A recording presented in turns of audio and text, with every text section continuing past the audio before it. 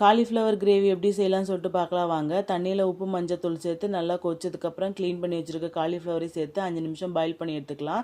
ஒரு கடாயில் 2 table spoon எண்ணெய், கொஞ்சமாக சோம்பு, க்ளீன் பண்ணி வச்சுருக்க காலிஃப்ளவர் எல்லாத்தையும் சேர்த்து நல்லா டோஸ்ட் பண்ணி வேறு ஒரு பிளேட்டில் மாற்றிக்கலாம்.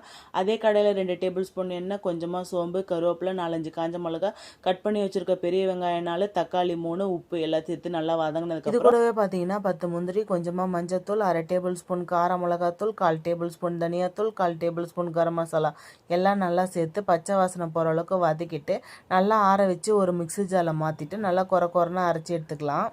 இப்போ கடாயில் 2 டேபிள் ஸ்பூன் எண்ணெய், கொஞ்சமாக சோம்பு, 1 டேபிள் ஸ்பூன் இஞ்சி பூண்டு பேஸ்ட்டு சேர்த்து வதக்கிட்டு க்யூபாக கட் பண்ணி வச்சுருக்க குடை மிளகாவையும் சேர்த்துட்டு இது கூடவே பார்த்தீங்கன்னா 10 முந்திரி, 1/4 டேபிள் ஸ்பூன் கார மிளகாத்தூள், 1/4 டேபிள் ஸ்பூன் தனியாத்தூள், 1/4 டேபிள் ஸ்பூன் கரம் மசாலா சேர்த்து வதக்கிட்டு அரைச்சி வச்சுருக்கோம் இல்லையா பேஸ்ட்டு அதையும் சேர்த்து நல்லா பச்சை வாசனை போகிற அளவுக்கு வதக்கிட்டு நல்லா சுருண்டு வந்ததுக்கப்புறமா பார்த்தீங்கன்னா காலிஃப்ளவரையும் சேர்த்து நல்லா எல்லாத்தையும் ஒன்றா கலந்துட்டு காலிஃப்ளவர் வேகிற அளவுக்கு கொஞ்சமாக தண்ணி சேர்த்துக்கலாம். நல்லா கொதிச்சு வந்ததுக்கப்புறம் பார்த்தீங்கன்னா கட் பண்ணி வச்சுருக்க கொத்தமல்லி, கருவேப்பிலை, 1 டேபிள் ஸ்பூன் மிளகுத்தூள், கொஞ்சமாக கஸ்தூரி மெட்டி சேர்த்து நல்லா 5 நிமிஷம் கொதிக்க விட்டு எடுத்திங்கன்னா சுவையான காலிஃப்ளவர் கிரேவி ரெடி. மறக்காமல் நீங்களும் ட்ரை பண்ணி பாருங்கள். இந்த வீடியோ பிடிச்சதுன்னா லைக் பண்ணுங்கள். தேங்க்ஸ் ஃபார் வாட்சிங்.